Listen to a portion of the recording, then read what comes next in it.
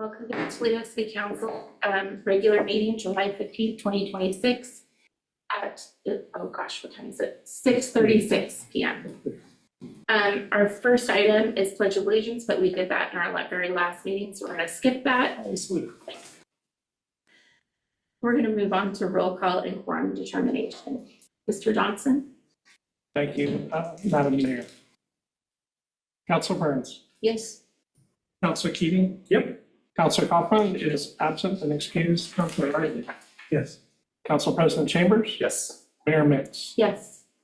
Thank you. Mayor, we do have a quorum. Do you want, Rich, did you want to say what you want to say now or after? Oh, now it worked just fine. Thank you, Madam Mayor. After, as council requested at your last meeting, an update from the Economic Development Alliance of Lincoln County on planning for Art Oysters and Brew. I was not able to confirm that before we published the agenda, but as you've all seen, we do have two representatives from EDALC this evening. So I just wanted to state on the record, we will be adding that update as item 5A on your agenda, and we'll be pushing the city recorder presentation to 5B. So thank you very much for allowing the update. And actually, I was told we don't have a city recorder presentation. Oh, okay. For that last one. I was going to push it to this week because we weren't sure we were going to have the meeting. Got it. Because we canceled the meeting, so it was last week. Perfect. So we will be replacing 5A with EDALC update on Art Oysters and Brew. Thank you. And so our next item is public comment. Does anybody here, physically here in the audience, have anything that is not on the agenda that they would like to speak to? See none. Does anybody online have anything they like to, oh gosh, it took my time, like to speak to? If you do, could you please raise your hand?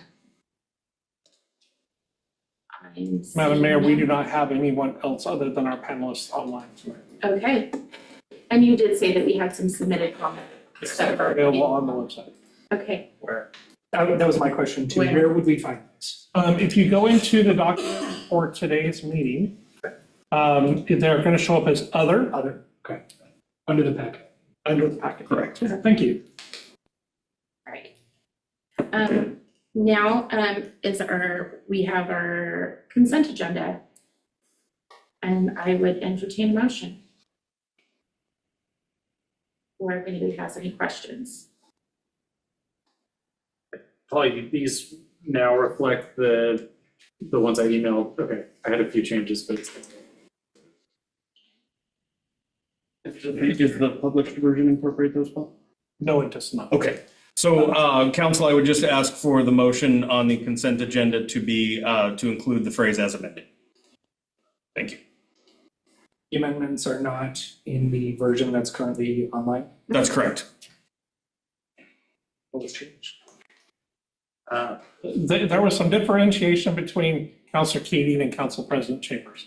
we should, You can't say as amended if I don't know. yeah, what's we don't know amended. what's in it. So here is the email I sent.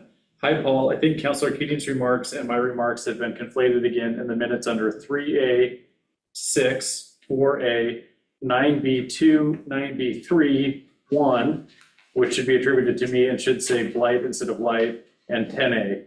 Is there a way to train the AI to better differentiate between our voices? For the record, that's for the events. Opposite sides of the dice. But if it would be easier to table those until we can see them in front of us, that's fine too. Yeah, no, it's fine. I think with the description of the changes that you provided, Council President, if the council is comfortable with it, then now we can do as amended. I move to approve the minutes as corrected by Council President Chambers. That works. Perfect. Thank you. Second. Okay, it has been moved by Councilor Keating. It has been seconded by Council President Chambers. And we'll make sure we get that correct in the minutes for this meeting. Yeah. So I'd like to make a suggestion, separate it. You go over there and sit on her other side. That'll keep you separate. Can we have a roll call there? You bet, Madam Mayor. Councilor Burns? Yes. Councilor Riley? Council President Chambers? Yes. Counselor Keating, Yes. and Madam Mayor. Yes. Motion passes 6-0, or 5-0, excuse me. Thank you. Next item up for agenda is EDALC. Please come on up to the front and give us your presentation.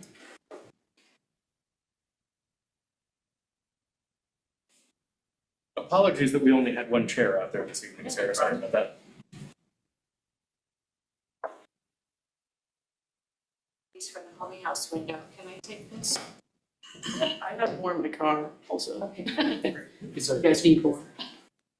Oh, I didn't stop by only because I wasn't sure about putting the bruise part of the poster on the homie house. But Cool. Take it away. hello, I'm Stacy Keating. This is my coworker, Sarah Budding. Our boss is on vacation, so you will have to make do with us. As you might recall, we were last here on February 18th presenting about the Art Toledo initiative. We began planning this year's Art Oysters and Brews at the end of March. For anyone who doesn't know, this event is taking place August 1st and August 2nd from noon to 5 p.m. on Main Street. Hope to see you there. Music and food trucks will be in the city lot next to Brewster's Whimsy, and the kids zone will be across the street in the BMO lot. And where? In the BMO lot? BMO, BMO, sorry. So the core planning group for this event is Rich, the Eat Out staff, Charlie Seifert, and Amber Brown from the Toledo Chamber, artist Kim Bush, and 4-H leader and Toledo teacher Rachel Wallace joined the meetings more recently. So Kim will do the kids mural, and Rachel and her family bring the petting zoo, probably a few other activities for the kids. So for marketing for this event, we have a press release that was sent to 15 media outlets. For print marketing, we have an ad in the July issue of the Oregon Coast Today, plus the posters that you have up there. We have 2 spots or 4 radio spots, KYAQ, KLCC, The Otter, and KSurf, as well as posts on social media. And I think banners are going up soon at the city entrances. Do we have them? As part of our permit request, yeah. The ones that were corrected last year. Food and beverage, we have Timbers Restaurant and Lounge. They are the oysters and brews part of the event. We also have the Fisherman's Daughters food truck, Bristo's Place, and Zeke's Shaved Ice will be there on Sunday. Also, Cobblestone Pizza is offering $2 off large pizzas during the event. And thank you to Amber at the Chamber for organizing that one. We have 18 vendors currently. We had 11 last year. Then we have 3 nonprofits we'll be tabling. That's the Homie House, Central Coast Food Web, and Per Oregon. Of the 15 artists, 7 are returning vendors, 8 are from Toledo. Other cities represented are Siletz, Walport, Yachats, Newport, Eddyville, Albany, Eugene, and Corvallis. The deadline to register as a vendor is July 27th. The Toledo Chamber will have a welcome booth near Cobblestone, and the Toledo Library will also have a booth on Saturday. In the kids zone. I know that Rich brought up volunteer sign up last week. So I was waiting until tomorrow to put out a public call for volunteers to give council a chance to Haven't got there yet, I'll get it tonight. get your name on a slot. And the Toledo Chamber has generously offered a $10 Timbers voucher to folks who volunteer. Redeemable upstairs or downstairs? Redeemable during the events. Upstairs or downstairs? Yeah, Yes. pretty much. You can get Oh, well, oysters I or think- beer or. I think conceptually it has to go on their tab at the tent. But yes, assuming you're of age.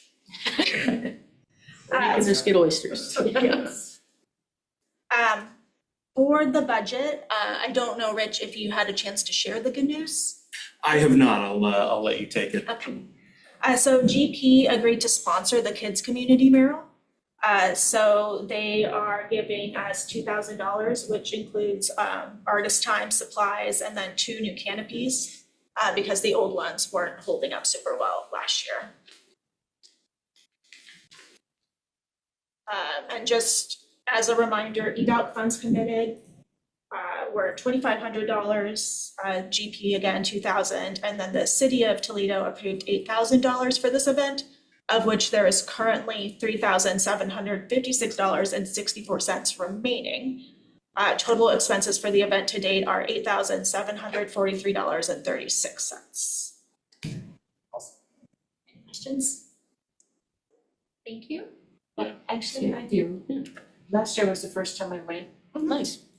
And the city, we had a table right out in the middle of the street, but so you're looking for help, but I'm uncertain as to what.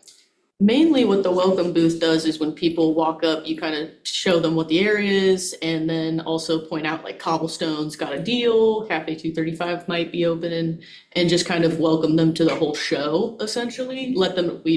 We used to do it more as like to let them know what Art Toledo as an initiative was, but this year we're kind of more just letting them know what AOB is. And a lot of city councilors in the past have just used it to have FaceTime with people in the city and just kind of talk to them about being at Toledo. So we essentially just want a booth. We also keep like first aid supplies, water for vendors, a lot of like that kind of just more basic information. So we'll like kind of run back and forth. It's kind of just the hub. So that's at the city hall table then, yes?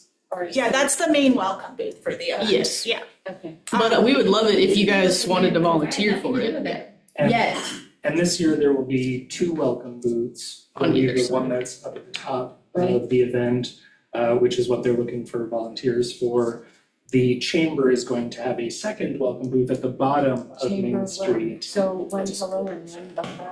So that regardless of which Yeah, direction you're good, coming. good. I was gonna say, and whether it's hello or goodbye depends on which way you approach from. Yeah, absolutely. And Amber at the chamber is also gonna bring the clickers so that both sides can try to keep track of how many folks are coming in from both sides of I the am event this year. slipped out from Summerfest. Can we get one of the laser ones real quick? I think that we would have to funnel everyone through the same entrance. Good luck to us on that one. Well, thank you. Thank you. Thank you guys. Anything else that you need from us? Sign up for volunteer slots, that's it. Or and come, have a good That time. Tell your friends, bring chairs, just have a good I time. didn't know that was optional. I thought you had to come. That would be great. Let's go with that. Great, thank you. Thanks, girls. Now it's Teresa's time. We're on to the 2025. That's not right, is it? That you are correct. That and that one's on me. I wrote the URA and it took the title from it. It is the 2024-2025 audit results. Good catch, Madam Mayor. Thank you. So now the question becomes, did I mess that up on the RCA too? No, I did not. Okay. Teresa, take it away for the city audit report, if you would. Okay, I'm gonna keep this one brief too, but feel free to interrupt, ask questions, whatever you need to, but I did send a board letter again. I'll go over it really briefly. And basically we did an audit of the city's financial statements and in accordance with generally accepted auditing standards. If we were to do a single audit, there would be government auditing standards, which are a little bit more stringent. We used to do those once in a while, but we don't really need to do it. It's just more work and more money for not really any return at this point. But if you ever do have a single audit again, we'd have to revisit that. But basically our objective was to make sure the financial statements were free of significant errors or misstatements due to fraud or error misstatements due to fraud or just, people making mistakes. As of the end of the audit, there were no misstatements. I actually helped you create your financial statements, so I hope I didn't make any big misstatements. There were no really big significant accounting policies. There were no changes in the way you guys account for significant transactions.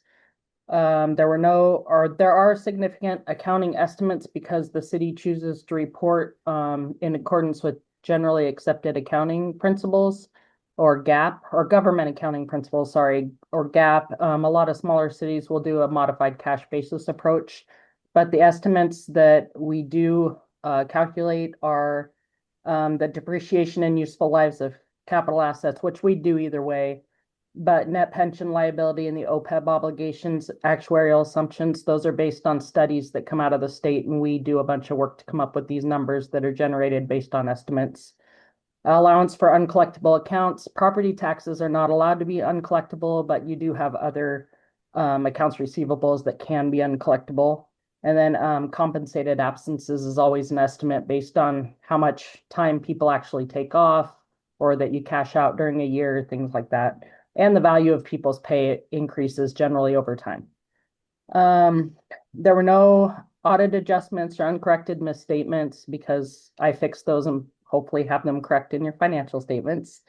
We did give you one finding for internal controls that we give you every year because there's a conflict of interest when I prepare the financial statements and I'm the one auditing the financial statements. Isn't that a conflict of interest? That's what she said. What'd you say? That's what you. That is a that's what you said. conflict of Yep. interest. It is a conflict of interest, but Oregon state law actually allows for that to happen.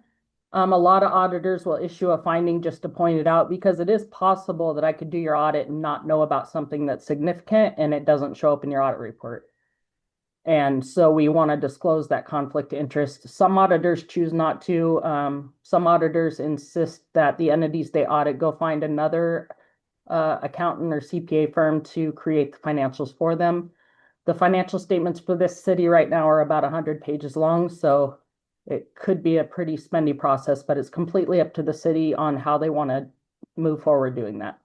In the past, we've always done it this way. It's very common, but it's up to the city.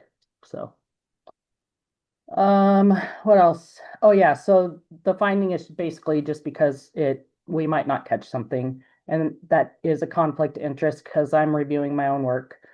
There were no internal control matters. I actually thought we'd probably have another finding because of all the turnover that happened and not having reconciliations done timely. But Judy was able to provide the evidence needed to mitigate all those concerns that I had. And so, yeah, there's no issues there. So actually, good job. No compliance issues. We do look at significantly at compliance in Oregon, especially with a lot of the projects you have going on, and we didn't find anything with procurement or grants or anything like that were issues. There were no subsequent events identified. And then we also looked to make sure the city is healthy financially. We didn't have any concerns with that. Didn't identify any fraud or illegal acts. We did not have any disagreements with management. We didn't have any difficulties in performing the audit. Independence, we do have to do an independence review as auditors. And other than creating the financial statements, I do not have any kind of relationship with anybody at the city that is personal in nature or financial in nature, other than you guys pay me to do this. Basically, in the other matters, I just want to take this opportunity. Everybody was very cooperative, especially given the challenges of the audit. And I had my own personal challenges, so that contributed. But I just really wanted to thank Judy and Cindy because they were very instrumental in making sure we had what we needed to do this audit and make sure it happened smoothly. But also city manager and the new finance director toward the end were helpful in answering questions. So I really appreciate that. And then basically, from what just kind of informal stuff, your fund balances and the overall condition of the city is very stable. And I have no concerns at all. It looks like you're headed in a positive direction from everything I can see so far. And the only other thing I wanted to bring up was there are some prior period adjustments in the financial statements, and those are a result of me going in and we increased your your capital asset threshold this year from a few years ago from $5,000 to $10,000. But even before then, auditors had not been removing old assets that were below those thresholds. And so this year and the last few years, we've been looking at trying to clean up some of those asset tables. So you're going to see prior period adjustments probably even in this upcoming year. I tried to capture as much as I could this year, but they do happen, and they're not material, or else I would make a bigger deal out of them. They're just a matter of us cleaning them up because the city doesn't keep a real clean record of capital assets in the way that we need it per financial statements. And that's part of what the auditors maintain for the city. And that's about it. So does anybody have questions?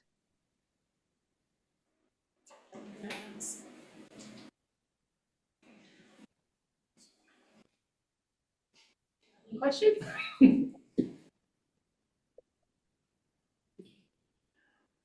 So Madam Mayor, because we have a number of other RCAs this evening, we're going to have a break between the presentation and the adoption of the resolution. So if there are no questions from council, that concludes the report on the audit. Thank you very much for being with us this evening, Teresa.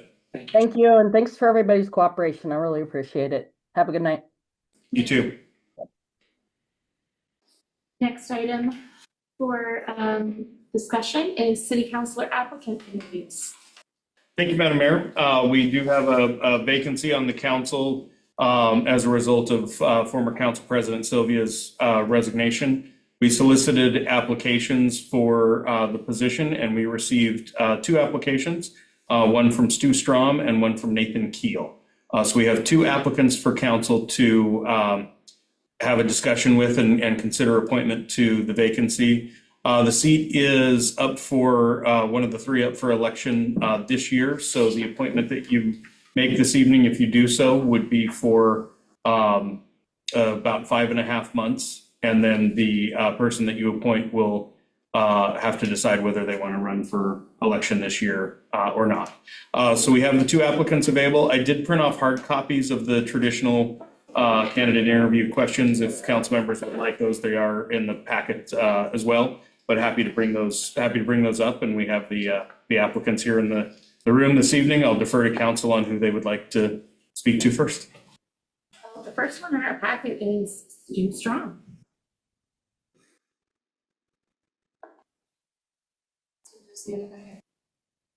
Yes, it would be better if you left the room. Oh, okay. I will tell you, it is so hard being in the room and listening to all that and then having to come in and try to say something. I have been there and tripped over my own tongue before. So Nathan, we have some chairs in the hall. If you mind, we're just grabbing one of those while we do the first one. This way. Sounds great.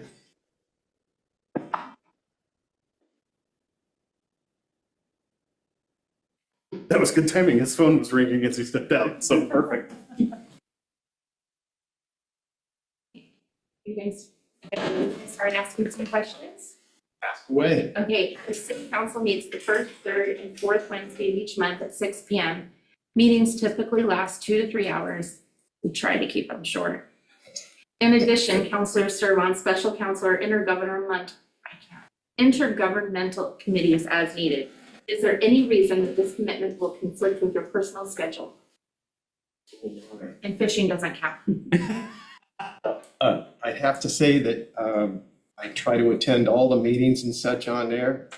And since I've been on the council before, I know that those special meetings and such do take up a lot of time. 3 meetings a month on there. I know that if you're not here, you can do them by Zoom too. In fact, the last meeting I did by Zoom, it was until things going on. So I wouldn't guarantee I'd be here for everyone, but I would say even the next one coming up, I will be out of the country. So But you can Zoom. I will Zoom. I should be able to. Right. What is your motivation for wanting to serve on the city council? Well, I've been a citizen here for a long time, and I do believe that we all should put back in our community, and that this is a great little town and such on there, and I think that I can add to the council and such as far as discussions. Please describe your experience in community and or volunteer service, including groups or organizations that you have been involved in within the city of Toledo and how those experiences have prepared you for serving as a city councilor. In detail. We would be here all week. Yeah, close your ears, chief. No, I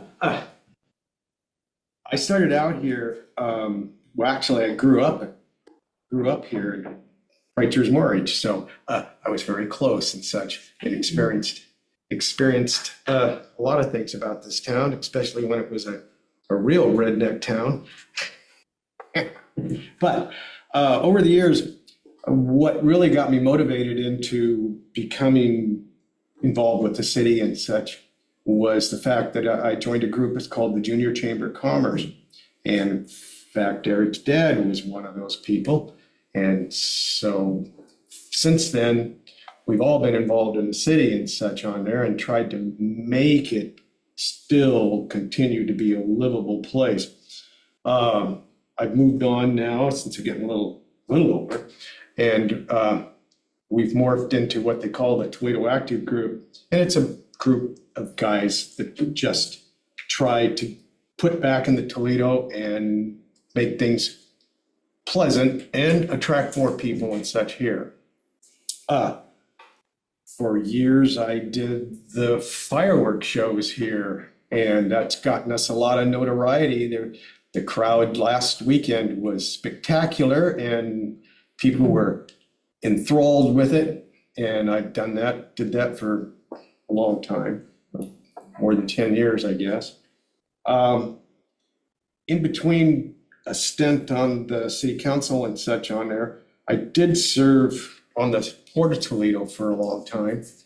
And during those times, when I first got on, we were meeting on Main Street, and all we had was the docks and the wharf and such. And I helped build it up so that it's now a fully functioning port. Did they even have gas engines back then?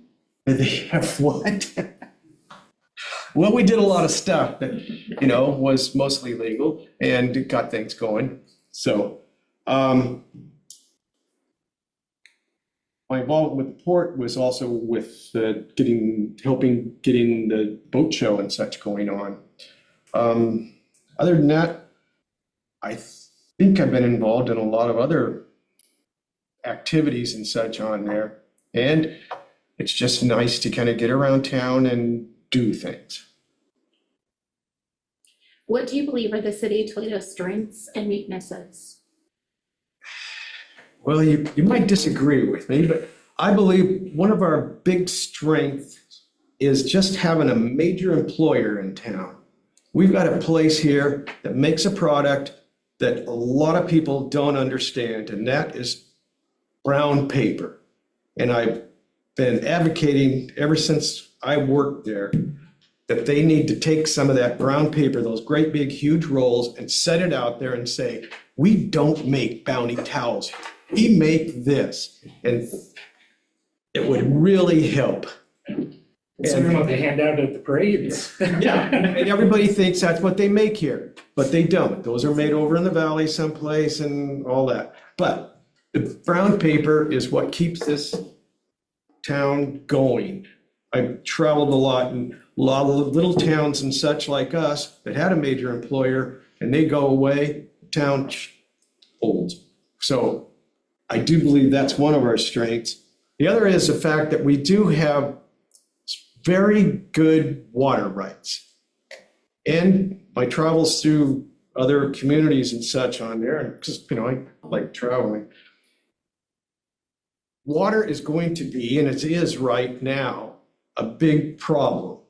And we need to keep an eye on it, and we need to keep our water rights from the Silettes and such, and the big reservoir we have. And I know as long as you have that, your city can grow. So as far as strengths, those two would be probably my biggest ones. What will be your main priorities if appointed to the Toledo City You didn't Council? answer the second You skip weaknesses. Oh, The weakness, sorry. Yeah, the weakness. I didn't think. Oh, the weakness.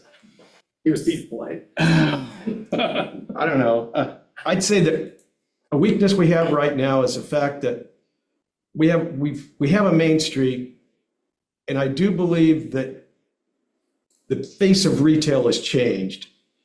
and that getting more businesses and such down there is a good priority. And how we go about it is going to have to come from the city council, planning commission, and everybody else, because we may never get back those little shops and such. So what are we going to do with those vacant buildings? Well, we need to have some discussions on that and try to make Main Street viable again. Okay, what will your main priorities be if appointed to the Toledo City Council? Well, the priorities would be to continue to keep the city of Toledo livable, and that participating in the discussions and such on there. I think if you have somebody that has let's just say, historic information and such is very vital. I know Jackie's lived here a long time, but sometimes it's just nice to have that information and such on there. Sometimes city councilors have to make decisions that are unpopular to some members of the community. How would you respond to criticism from citizens for a decision made or supported that they did not like? Oh, you mean in person or on? In person. In person, oh, okay. Usually, the people in the past, what has happened is people don't like decisions, and usually it revolves around the council having to increase fees and such on their street fee, water fee, all the rest of that stuff. And I just tell them, I said, you just have to explain to them what they're for and what happens and why there's an increase. And then you listen to them. And if they want to complain some more, that's fine. And then it's like inviting them to the city or come down and talk to Rich or any of the other people. Just try to resolve those issues. But that's usually works if you just talk to people. After reviewing the city charter and council rules documents, what provisions stand out to you and why? Well, I think one of the major ones is the idea that as counselors, we can't have our own individual meetings. And sometimes in the past that has happened. I know it's a small town and we show up in different places and such, and it looks like we're all together, but we have to be careful that we don't discuss city business around in public areas and such on there. According to the city charter, the role of a city councilor is to serve as a link between the community and the city government. How will you fill this role? Well, as if I was on the council, I'd probably be on some special committee. I know I was on the solid waste or something and doing that. And then it was a counselor in the past and city stuff. I attended the Newport ones and Coast Lincoln City and such, but learning a lot from them, and I don't feel bad about stealing their ideas too and bringing them back here and just saying, hey, this is what they're doing. Why don't we? Great. From time to time, you will get complaints or ideas from citizens. How do you think these should be handled? I think listening to them and not trying to tell them what we're going to do. I think it should be a council decision if there's something that needs to be changed, but also getting people to come down here and sit at this desk and talking to the council is really vital. And when people get up here, I think we should let them talk, give them their 5 minutes, 3 minutes, 3 minutes, and not badger them and make them feel welcome. And that would get more people down here. We used to have, a full audience back here. And I think trying to get that back, because you get a lot more feeling about this community when you do that. right? And does the applicant have any questions? Can I ask a question? Yeah.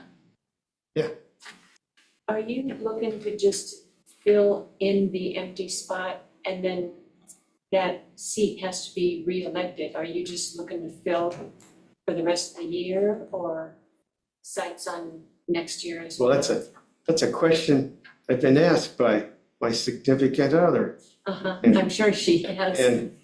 And she said I should be careful how I answer it, because I think that I would have to look at how things are, because like I say, I have a lot of history, and that it depends on what you're looking for as a counselor. If you're looking for somebody that's going to step into that and say yes right now that they're going to run for that office and such, I couldn't do that. Well, that's how we came on. We came on together Yeah. to fill vacant seats, and now my term is ending this year, so. Well, I did reapply at that time, but I lost by a historic thing, one vote. Okay, all right. And I made sure, because I sat through the recount. All right, do you have any questions for us then? Or do any other counselors have questions for him? I'm sorry. You have any questions about this? Well, I just say that it just, through the years and such, the city's kind of up and down and up and down. And right now, I think we have a very good staff, a very good crew, and I'm really enthralled by just looking at what's going on around here. And I would applaud everybody that this city is looking good. And, we do have issues and such, so that's about it. Right, well, thank you, Stu. Okay, Thanks. I'll send the next guy in. Thank you. Okay. Counselor Burns, if the other applicant doesn't speak to that in one of his responses, please make sure you ask the same question.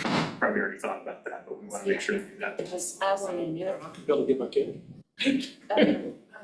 Thank you, Paul. It didn't occur to me that Stu wouldn't know the code to the door. Apparently that's historical. Yeah, code itself is historical relevance, but The thanks. year reverse. Apparently y'all are a little loud. We can hear you in the hallway. There is some hallway. I went outside. It's also a public meeting. Yes. Yeah. I'm not entirely sure that it was necessary. Mind if I sit? Yeah. By all means. Mr. Keel. The city council meets first, third, and fourth Wednesday of each month at 6 p.m. Meetings typically last 2 to 3 hours. In addition, councilors serve on special council or intergovernmental committees as needed. Is there any reason that this commitment will conflict with your personal schedule?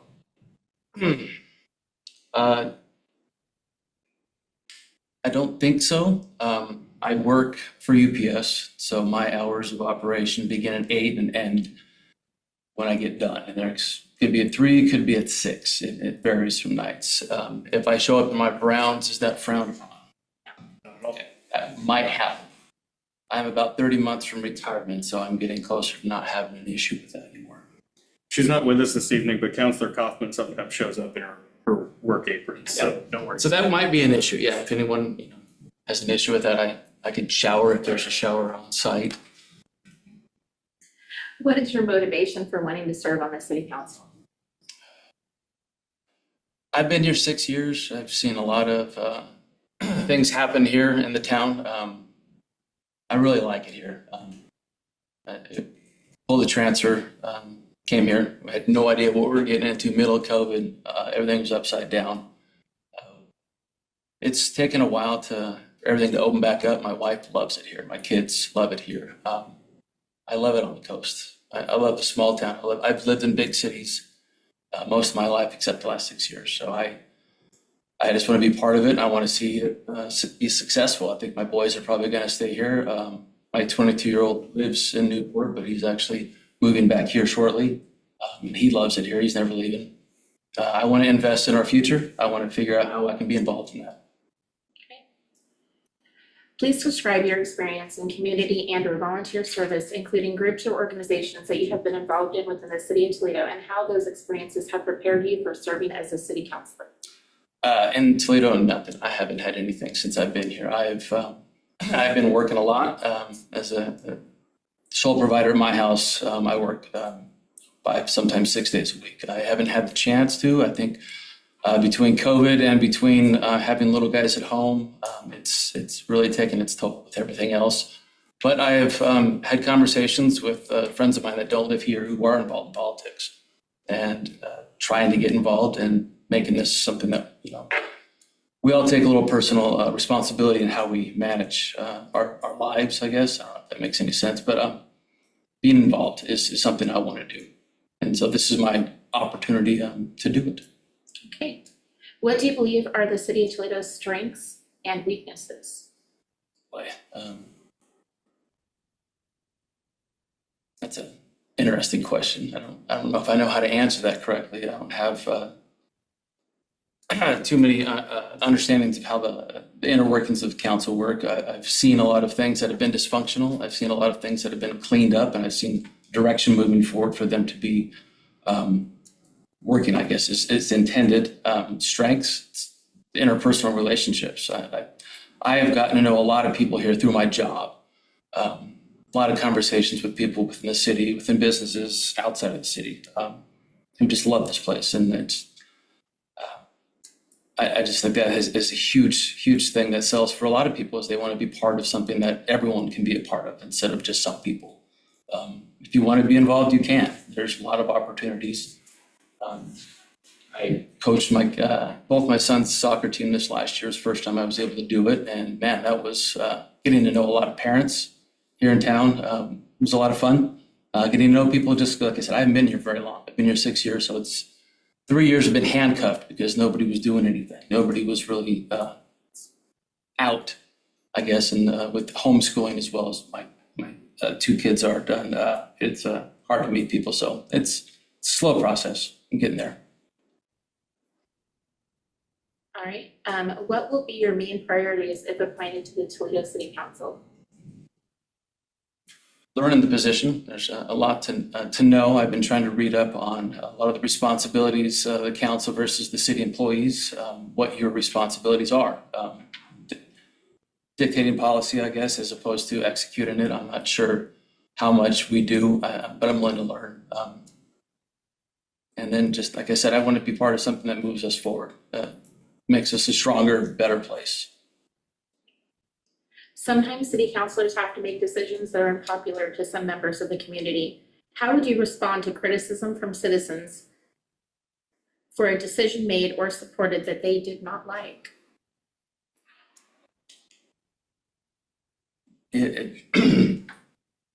Is it a personal attack or is it a city attack? I guess that's a fun question, because it can be both ways. Are they coming at you as a counselor, or are they coming at you as a human being? I would probably take them both in the same vein. It's tough when you have people coming at you for something that you agree with or didn't agree with, and then they have their personal opinions on the outcome of that vote or the outcome of what happened with that.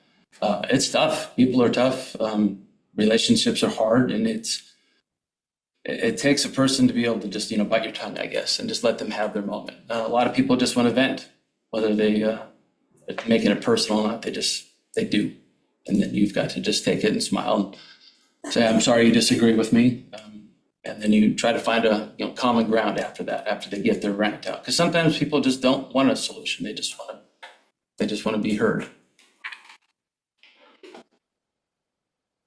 After reviewing the city charter and council rules documents, what provisions stand out to you and why?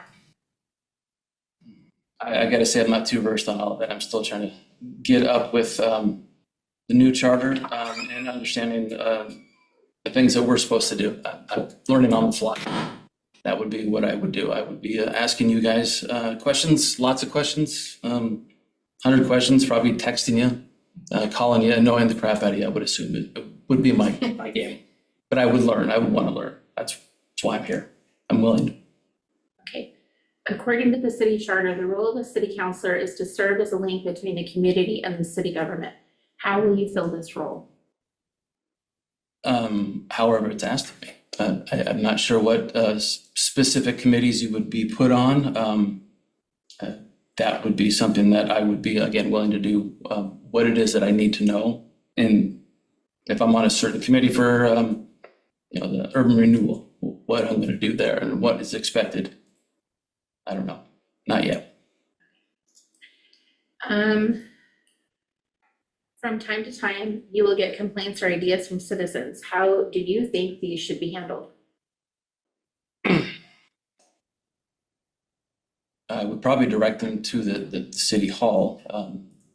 I would probably hear it, and then I would say probably talk to whoever the appropriate person is that needs to hear that information without definitely responding or giving an answer on that. My years as a union rep with UPS has taught me that you have to give people their moment. You have to listen to them, but you need to know who the appropriate person is they need to be talking to. What the significant issue is that needs to be dealt with, and then the steps forward. I'm versed in that department, know how to do that. I don't know how to do any of this, I must say. Okay, Jackie. Nathan, it's nice to meet you. The question I have is, the seat that you've applied for will term out at the end of the year. And I'm wondering if you would be considering to reapply and run for your seat in the next election, 2027? Absolutely. And do you have any questions for us? No, I don't think I do at this point in time. Okay. Well, thank you for your time. We'll be making our decision here a little bit later. I do ask, are you wanting me to stay for the rest of the meeting? I have a 9-year-old that's waiting to start his birthday party, if I'd be allowed to go. Well, I'm not gonna come between a 9-year-old and his birthday If party. it's important that I stay, I will, but, More important than anything we've got going on. okay, perfect, all right. I like cake. Does he want to have a birthday party at a council meeting? You know, he actually would. He is that kind of kid that this would really entertain him. He would be really curious about all of this. So I will mention that the next item that we have on our agenda is appointment and oath of new city councilor, but I think that certainly if council. That's within a half an hour, I can stay for the decision. Though once you take the oath, you're getting in that chair. Gotcha. That's what I was gonna say, and since we have 2 applicants tonight, council will probably have some discussion. Okay. So if you would like to get home to your son's birthday party, we could certainly, if you're the selected candidate, we could certainly swear you in at the next meeting. Or you can give me a call in an hour, if that is the case. I don't know. Please. It would make things a lot easier at home if I was allowed to go, so I would appreciate it. By all means, Thank you. if we'll be in touch either way, Nathan, and then, like I said, if you're the selected candidate, then we'll get you sworn in. Appreciate it. Appreciate your time, everybody. Thank you. Thank you. Thank you. Nathan, would you kick the Yeah, door stop on your way out? Yeah. Thank you. I'll bring it in. Great. So, Rich, would you like to lead us to the next point? Well, the first part of the next point would be, council needs to come to a determination on who they want to appoint. You have options. If there is a counselor who feels very strongly and wants to make a motion, a motion can be made immediately, or you can have discussion amongst yourselves first and decide if there's a consensus. So it's really up to council how you want to proceed at this point. Okay, well then I move to appoint Stu Strong to the vacant council position. Second. So there's a motion and a second. Then the next step is usually discussion at that point. There would then be a vote to follow. But at this point, it would be appropriate for discussion amongst counselors on the merits of the individual who's been moved.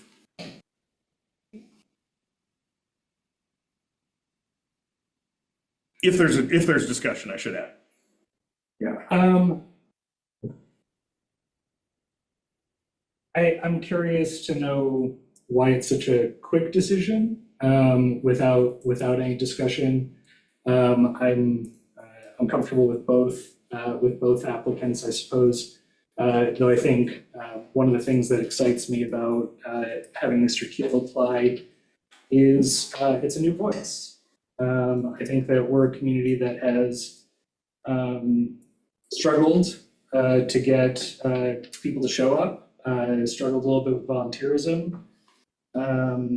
Stu, love you. You've been on council a few times. You're here all the time. I'm not worried about you showing up and contributing and having a role in the work that we do as a community. But we just had a new member of our community who I think has been pretty involved. He pays attention. He seems to care a lot. And I guess I'm throwing out some discussion because I feel like it's I don't love the idea of not even discussing the new person who showed up, despite, I think, all of the dysfunction that we've seen as a community and how disengaged a lot of people have been in our community. Someone showed up, and I don't love that we're not, it seems like we're not discussing it much. 2 people showed up. Yeah. And they both submitted applications. Yeah. If you want to know why I nominate, I move for Stu, it's because I feel right now we could very much use that historical knowledge and the expertise that Stu has with his prior knowledge. I don't think he intends to run the next time, so I think we could take advantage of having a few months of his wealth of knowledge and experience. And I think we would greatly benefit from that as a city.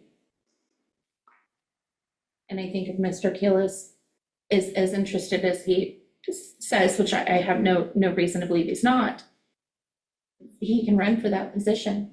It's up for election. What positions are up for election other than that one? Me, the mayor, And and that position. Yeah. so there's 4 positions.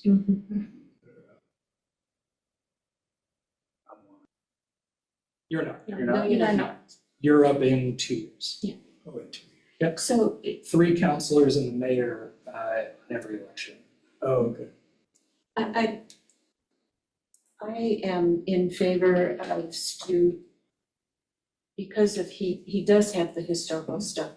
And I have no doubt that we couldn't be able to move Nathan into something regarding service, as willing as he sounded. I think that for this year especially, it's been kind of a banner year for us with all the changes that we've made. And so I'm leaning more towards the guy with experience. And I definitely think Nathan would be a great guy. No qualms about that. And if he's the one that you'll want, yay. But that's just my 2 cents worth. Some of the things have been brought up tonight that need to be ironed out and clarified. Yeah, the experience would help because he's been here. And then, yes. Yeah, he didn't just serve and then disappear. Right. And that's what I love about students. I'll just join in. These are just always terribly awkward processes. Even as a sole applicant for one, it was an awkward process. So I thank both candidates, respect them for coming and wanting to serve. I think that is an awesome motive. For me, a council appointment is sort of like, what are the qualifications of the individual for a council appointment? Are know our systems? Are they ready to step in and understand how? And not that any of us are going to know. This is a citizen council. We're all volunteers. Not that anybody's going to walk in with a ton of knowledge about it. But I think for me, as I think about a selection, it's like who can step in and do this job with the most qualifications and experience. And well, I super appreciated Nathan's zeal for our community. I suspect we'll probably see him up at this dais at some point. I hope we will. Stu, to me, is a much more experienced and qualified candidate for this appointment. And so honestly, if he had half as much service in this community, he'd still be the most qualified person for this appointment. So happy to support the nomination for Stu. So there is a motion and a second. If there's no further discussion, then it would be appropriate for a roll call vote at this time. We have a roll call vote. Council Burns. She's the second. I'm the second. Oh, sorry. Councilor Keating. No. Mr. Kaufman is not here. Councilor Riley. Yes.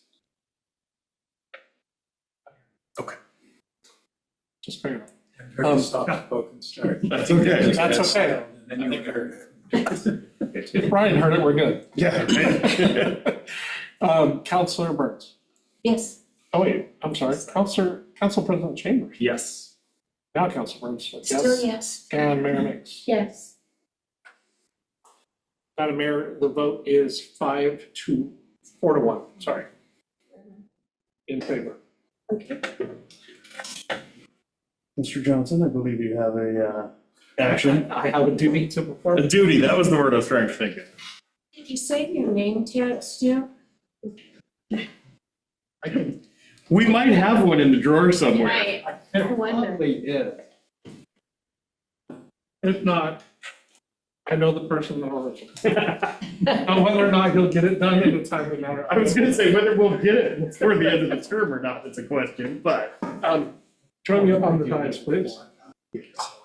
And by the way, that was not any shade at Mr. Johnson. That was shade at how long it takes the company to get those to us when we order them. Because oftentimes they cancel the order and then I have to call them and say, please reinstate the order. Yeah. Follow me, please.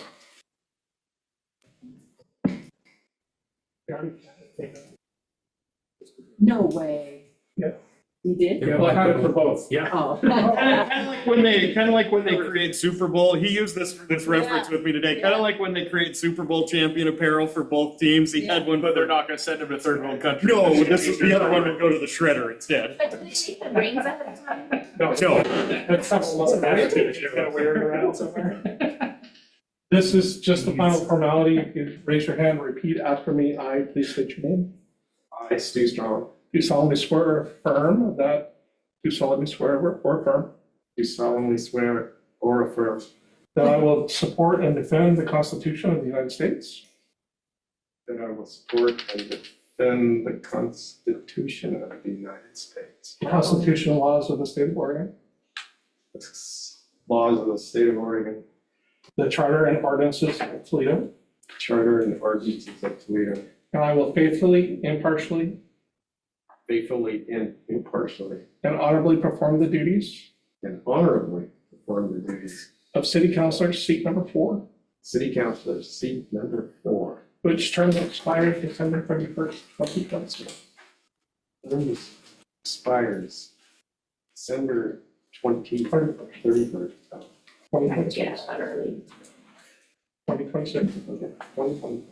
For the city of Toledo to the best of my ability. For the city of Toledo to the best of my ability. Congratulations. Thank you. Do you take a seat? He's like, He's gonna grab it. He's Mr. and such. And such.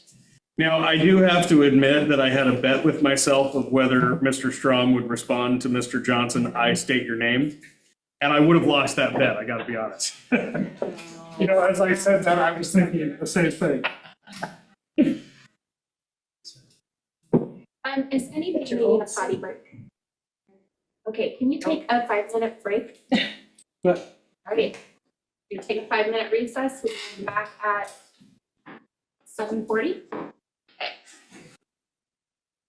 We just got there. I know, I could have made it, but since you offered. Did you guys give him the broken chair?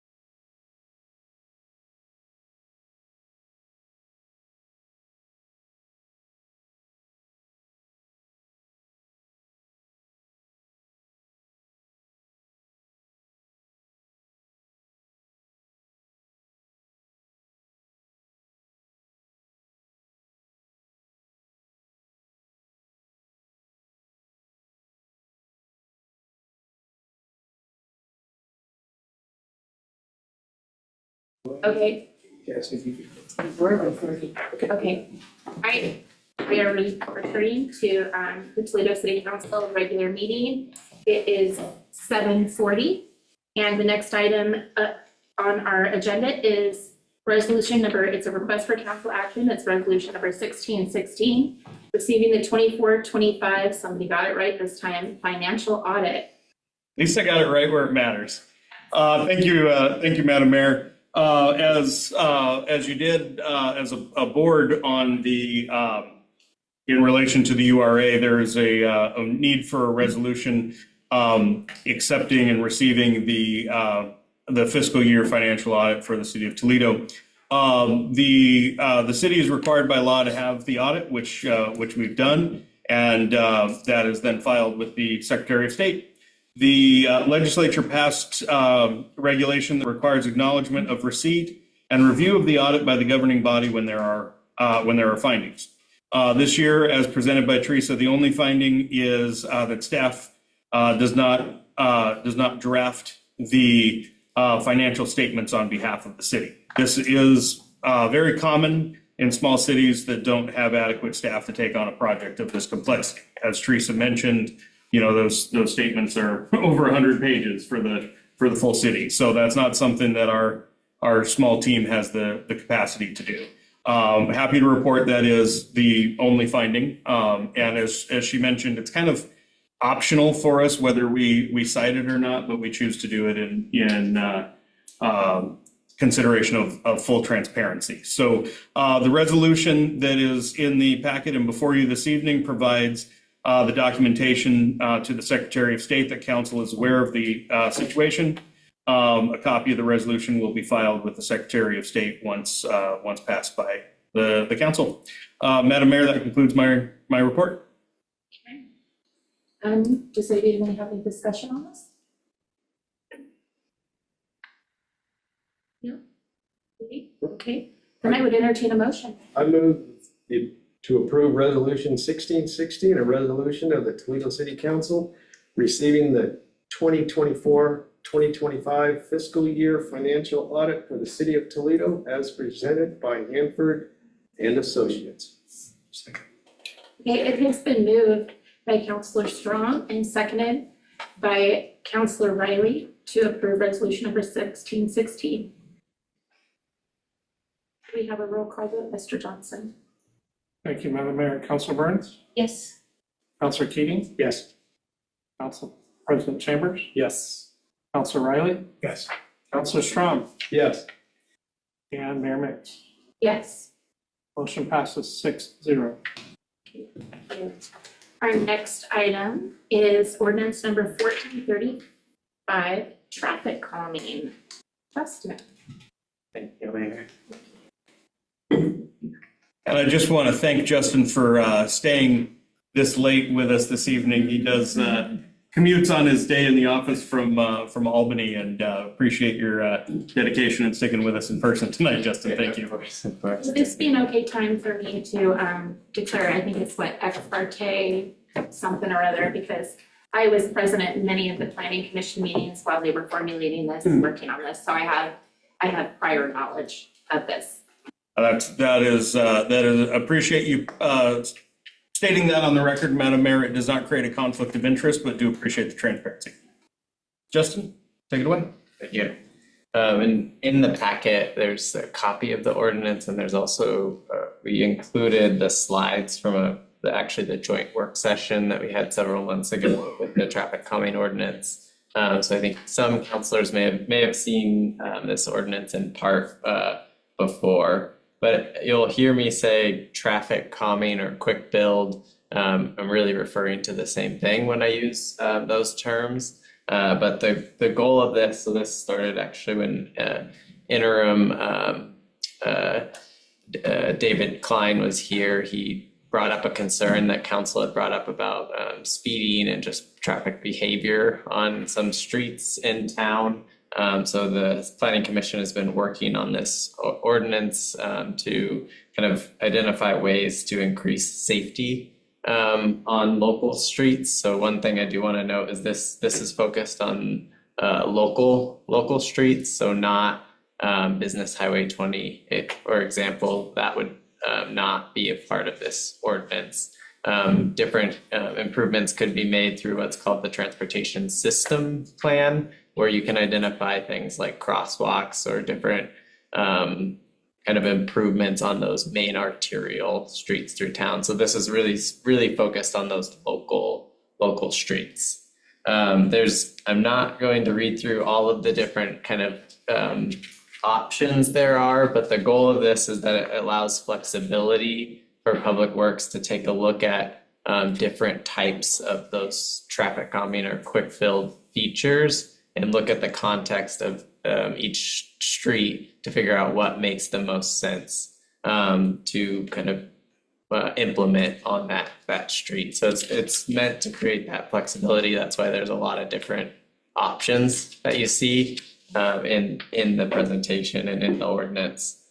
I do want to note, so on the traffic calming, in the definitions, we talk about residents. That was something that was discussed with the Planning Commission. So that could be someone that owns the house or a renter of the house. So that we've made sure that was a broad definition that it could include anyone living at that residence. So this creates also one thing that this is creating is the public process to implement these. So it would be go to Planning Commission for review after, say, a resident came in and they got enough signatures to move forward. Then it would come to Planning Commission for review and then determination on that feature. It's not, this ordinance isn't guaranteeing that there's funding available. It actually is supposed to be kind of grassroots funded. The city council later through a budgeting process could choose to put some funds towards traffic calming measures, but this is set up as a grassroots process. It's meant to give an option for residents that have concerns to bring those up and implement features, because right now there's not really a current process to say have a speed bump on your local street. I'm not going to go through each of the criteria, but really things that are looked at are like making sure fire hydrants aren't blocked, driveways aren't blocked, that the safety or slopes of the street, that you're not putting a speed bump on a really steep slope street. So there's a lot of things that come into consideration when Brian and Public Works are taking a look at the feature to be implemented. And then there is an appeal. I'll note that there's an appeal process that would go to City Council. If, say, there was disagreement, say residents came in and wanted a speed bump, but then another resident didn't, there is an appeal process built into the ordinance. And then there's also a review process as something, if that speed bump goes in, and then 2 years down the road, it looks like it's not working, there's a process to review it and potentially remove that feature. So that's why it's called kind of quick build. They're not meant to be these large infrastructure projects that cost a ton of money or cost a ton of money to remove. It could even be simple as like bollards on the street, those plastic kind of pieces that you might see sticking up on the street to shorten your traffic distance or walking distance as a pedestrian, or it pinches the street, which causes you to slow down as a driver. So it could be, those are simple features that could be implemented that are lower bar in cost.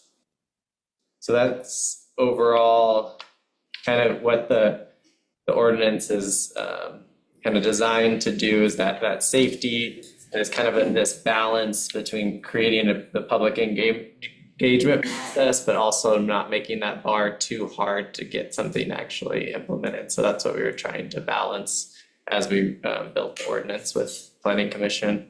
And I can take any questions about the ordinance. I don't have a question for you, but this began when Mr. Riley came to council. So the person that actually brought this to us in the beginning, that caused us to asked the planning commission to go ahead and create this. It's been interesting to, see him get more involved in here, and now he's helping make, policy for the city. And I had a pleasure of sitting there watching the planning department work this and, coming in and the changes that they made and this and that. It was really interesting seeing it all created and all the work that the planning commission did, and especially you, Justin. I mean, you brought a lot to it, and it's very much appreciated. Bravo.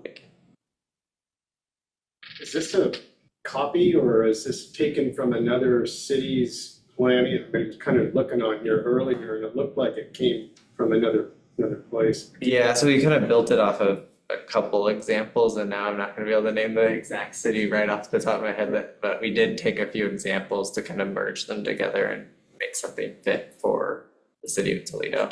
I did a bid in Possible.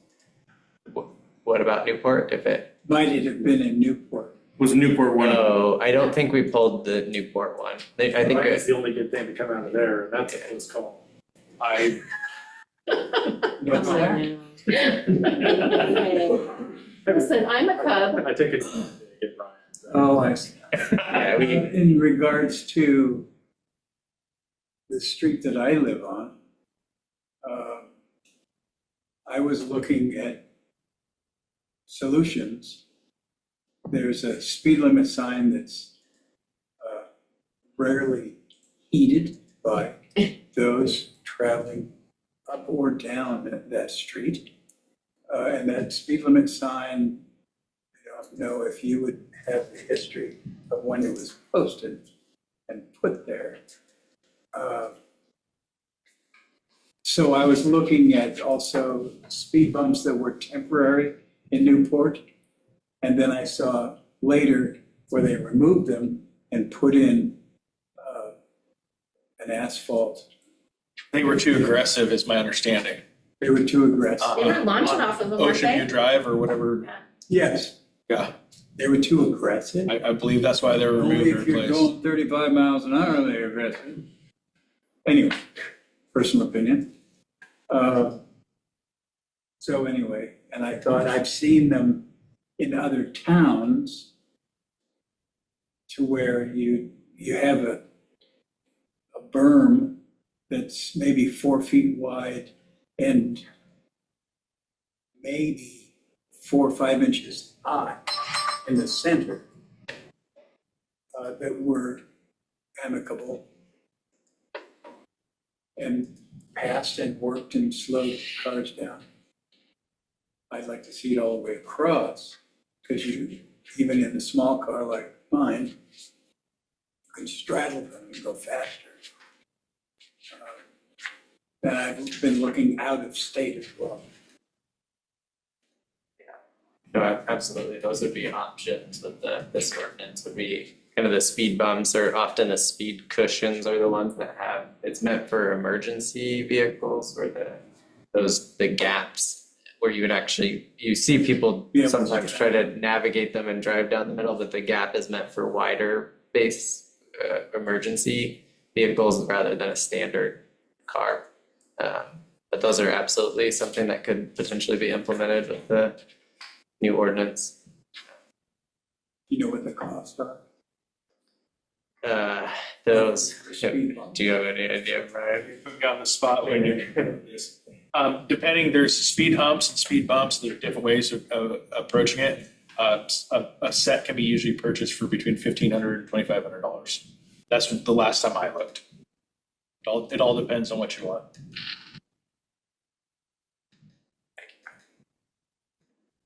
Besides the speed bumps and such on there, I know I've traveled in other countries and they used to slow people down and they could still drive over things very easily, was those little cones that were just put into the ground.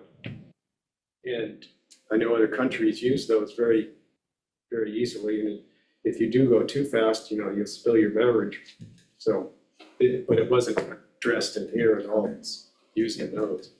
And the other question I had was, would a person have to follow all the steps to get in here 1, 2, 3, 4, 5. The two, I mean, if Oh, you mean process? the process.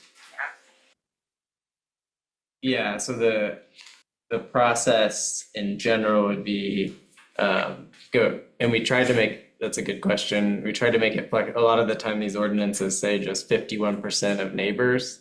But we tried to say 51% or 10 residents to give it more a lower bar to get in potentially. The 51%, if it's more of a like your houses aren't really close together and it's more of a spread out neighborhood, could be the lower bar. But we also like know that it can be difficult to get 10 or 51% of the signatures if there's say 50 houses in the neighborhood. So that's where we did the 10 or 51%, recognizing that sometimes it can be difficult and that we don't want to make that it too difficult of a process. So those are some of the things we were thinking. And there's also the ability where if public works can initiate a process too, but it would still have to go to the planning commission for approval at a meeting. So we also have that option where public works could initiate it if it's something that we're continually hearing that on this street there's a lot of speeding or accidents, that public works could do that. That was actually the only comment that I was going to make on this item, and I mentioned the same thing when we had the joint meeting with planning commission, but I actually think the high bar is a generally good thing. When, you know, this is representative democracy, and when you know, yes, like it can be challenging if there's 50 homes to get 25 of them to, you know, say that they want to be in it, but if you can't get 25 of them to say that they want to be in it, then maybe that area doesn't want a traffic calming device. So I think that the 10 resident bar is super low. I think you can end up with a lot of these that are pretty unpopular going to the planning commission, puts the planning commission in a weird spot to have to try to sort that out. So I would be in favor of either getting rid of the 10 resident thing or increasing it to a higher number. My question is, what is the boundary area? How is the boundary area defined? So Public Works conducts a preliminary assessment of eligibility to determine the boundary area. Okay. Yeah, that's a really good question too, because we had thought about doing a buffer area, but the challenge with like a buffer is the streets in the don't always disperse evenly. It's not a perfect grid necessarily on where you are in terms of a house. So we ended up just kind of going with Public Works kind of defining, and that might be just kind of those closely impacted by it, by the feature. So it is flexible there in terms of the boundary area. Yeah. Does anybody else want to raise the bar on this as far as over the 10 resident figure? Is there more interest in raising that? I think that they've worked up something here that makes sense. I don't necessarily want to tinker with it unless we find that it's not working for some reason. I don't think the bar is particularly low. I don't think it's particularly high. I think it's fine, especially if we are allowing for a certain amount of flexibility, and that's what my question was getting at, is it seems like there is some flexibility for the boundary area is defined. And so it will be, I don't know that. Have we haven't set the fees on this yet, have we? I don't believe so, just you didn't include anything in the ordinance. No, So, no, we have not, Madam Mayor, that would have been putting the cart before the horse. I know. The applicant pays for the improvement. Yes. Yeah, applicant pays for the improvement, or there is the option during the budgeting process that council could set aside funds if they so chose for traffic calming devices. It could be the neighborhood that pays for it too. A group of people in the neighborhood, like a cul-de-sac or something, I don't know. That example. was actually my fear, not my hope.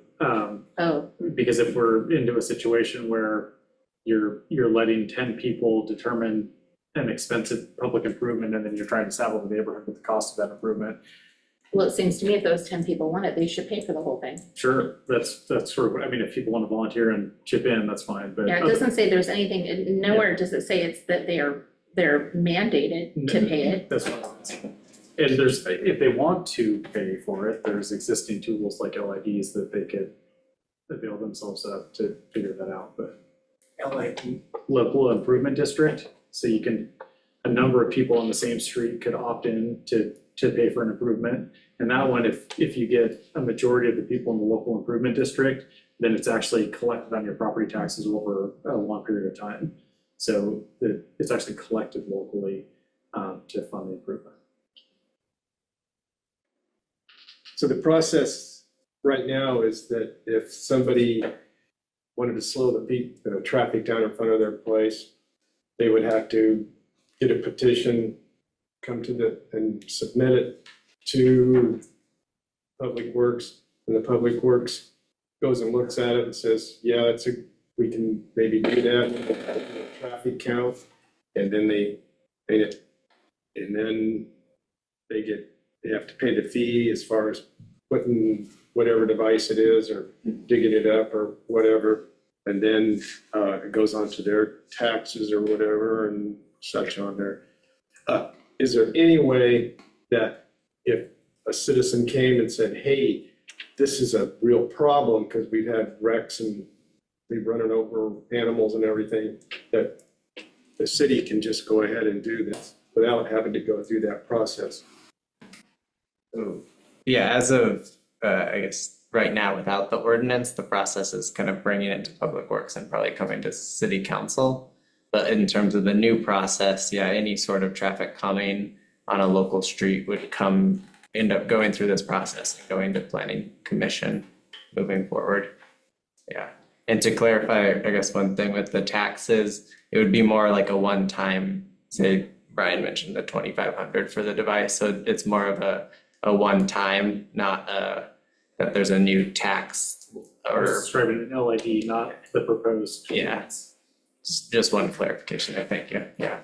And Councillor Strom, to your question, this ordinance provides a pathway for the public to request this type of local improvement. It does not preclude the city from identifying a street or neighborhood that's in need of this and implementing it ourselves. So we still do have the ability as the city to say, wow, we really need to slow down traffic on this street, and going and paying for that and putting it in out of our budget and our policy making authority. Absolutely. Yeah, so I think, to last year, we had an incident where, maybe it was the time that Bill was coming in, maybe it was a different incident, but where there was a significant reporting of speeding vehicles, and we kind of asked, hey, can the police department, just kind of park there a little bit, see how bad it is, see how frequent it is. That wasn't there, that was someplace else. That was for a different, yeah.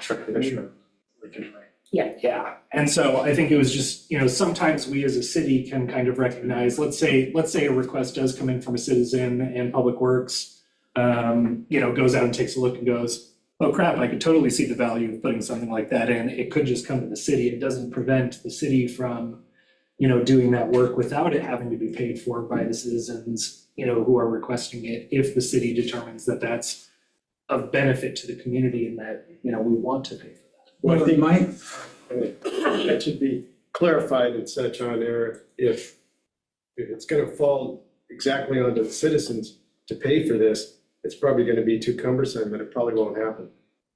Well, it does say that it does say that there is an ability for the city council to pay for it. And that's one of the provisions that the city council can choose to pay for it. Find the money in our budget to do it. We've got to start somewhere.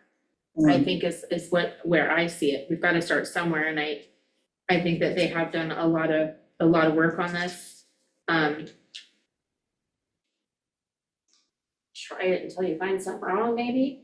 Well, I just didn't think that passing something that's very cumbersome to the citizenry, it's going to be a good idea, but it won't. Well, now Brian said that they're about 2,500 Possibly. That was a guesstimate. I can do, if, at your guys' direction, if you'd like me to, I can do some research on the different styles and costs. I don't know that we need you to. That's a lot of work. Yeah, and I mean, I think citizens of Toledo are not required to do this. They're only required to do this if this is something that they want implemented on their street or in their neighborhood, right? So I view this as something that gives us a process that is available to people in our community, available to our city, if it's needed, if it's desired. It's about having a mechanism in place in the event For the that- citizens. for the citizens, if they want to go through this. Okay. They're not required to go through a cumbersome process. They can choose to if they feel it's worth it for what they want. So I don't have a problem with creating a pretty sizable process because it's probably going to deter people who are not doing something that is kind of widely desired by their neighborhood. But at the same time, I think that if it is widely desired, it's probably going to at least be worth the effort. Well, my whole point was, there's a posted speed limit sign that's not being adhered to. And I've talked to the detective about this. It's not being adhered to, and you can only park on one side of the street.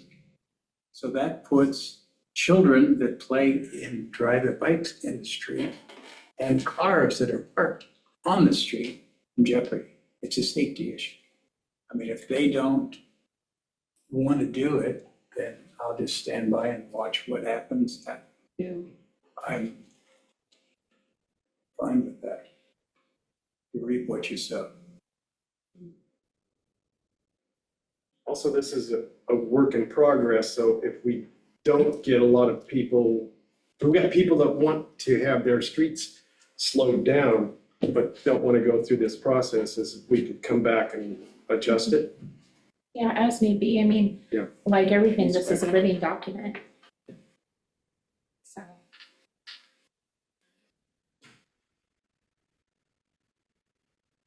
Is there any more discussion? Or are we ready to entertain a motion?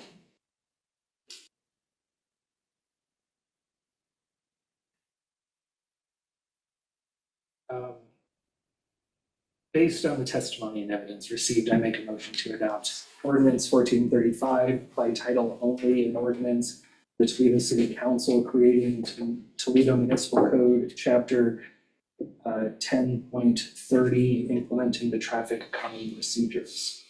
Okay, it has been moved by Councilor Keating. It has been seconded by Councilor Riley. Could we have a roll call vote? Councilor Burns. Yes. Councilor Strong. No. Council President Chambers. No.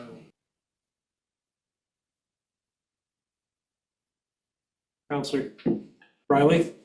Yes. Councilor Keating. Yes. And Mayor Mix. Yes, Madam Mayor, it passes 4-2. thank you. All right, next item on our agenda is the Toledo Fire Department West Resident Building roof replacement. Thank you, Madam Mayor. Thank you, Justin. Thank you, Jess. Thank you, Justin. Thank you, Madam Mayor. As mentioned in the mayor's introduction, the RCA request for council action is to approve the replacement of the roof over the west resident portion of the building of the Toledo Fire Department. This was a CIP that was included in your budget for this year. As council will recall, we're planning on doing that project in 3 phases. So this is phase 1. The quotes for the work are included in your packet. Mr. Lormore is available if council has any questions about the quotes themselves, but we're asking for approval for the staff to implement that project and that phase in the budget this year. Brian, before I hand it back, I remember when we talked about this during the budget process, there was a question about what type of material we were gonna use? Has that been decided at this point? Well, it would be more cost effective to go with asphalt shingles as opposed to metal roofing, if that was what you're talking about. Great, thank you. Council, that concludes the staff report on this item. We're available if there are questions. What is the lifespan of shingles as opposed to metal roofing? Depends on the quality of the metal roofing. I'm not a roofer, so I can't give you an exact, but some of these shingles per se have like a 30 to 35-year warranty, a lifespan on them. Mr. Mix, could you offer some expertise here? Well, it's gonna last longer. What kind of lifespan would the metal roof have as opposed to the shingles? Come up to the and state your name. I'm not a roofer, but my experience, metal lasts a lot longer.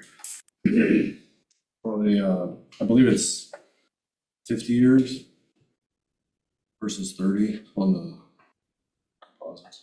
And you feel that the savings is enough to do the composite roof, that it makes up for the difference in the lifespan? That, in conversation with the roofing companies, local ones that I was able to obtain bids from, or estimates from, yes.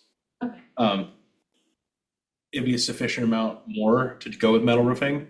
And so in talking with the co-chief or chief, they opted for the asphalt shingles. Thank you, Mr. Mix. If you'd like, I can try to reach out to people who specialize in the metal roofing. That's fine. I think you've done a great job here with this. So no, I'm just wondering what the difference is, and you've thought through that process. So I don't have any problem with this. Does anybody else have questions? So the low bidder is the 32,625. That's correct. That's the true north. That's correct. I was looking through their packet, and at the very bottom it says total comp 96,000. What was that for? Should be for 3 roofs. For 3 roofs. There's a 3-phase. You got three peaks, and this is the furthest west where the residential area is, and it's had the most damage. And so that's the roof they decided to start with, or we decided to start with.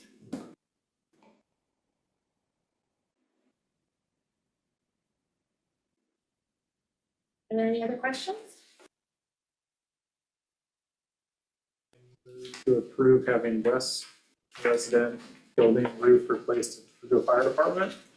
We're not using an amount. That is a great catch, Council President. So the fiscal impact listed on the RCA is $32,625. So if you'd like to add that. Not to exceed $32,625. Thank you. And all of these individuals, they will all guarantee their work? One more time. All of these companies will guarantee their work, whichever one you choose? They're guaranteed their work? Yeah.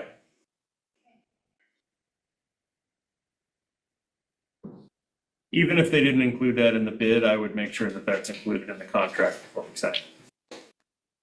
And there was some that was a 30-year and some was a 40-year. That is so. From what I just said a second ago, and I'll put this to council. I mentioned, about making sure there was a guarantee in the contract before we signed it. The contract, obviously, by the dollar amount that was included in the motion, would exceed my my signing authority. So I'll leave it to council if you want us to bring back the contract once it's negotiated for subsequent approval. If you'd like to delegate the authority to me to execute that once it's been once the contract has been reviewed by myself and the city attorney, then I would certainly welcome that addition to the motion if council is inclined. With terms of warranty too. Yes.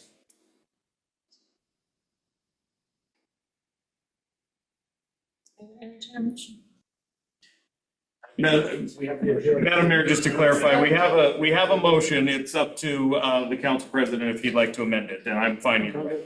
The question is to require you to bring the contract back to council for approval. Yes. So the motion that was passed, as we put in the RCA, authorizes us to negotiate the contract with the low bidder. So my question is, do you want me to negotiate that contract and then bring it back for a second vote by council to approve the contract? Or do you want to delegate the authority to execute it to me once it's It negotiated? sounds like council's desire is for you to negotiate a warranty and contract, and I'm comfortable with you having that direction, but I don't think I need to amend the motion.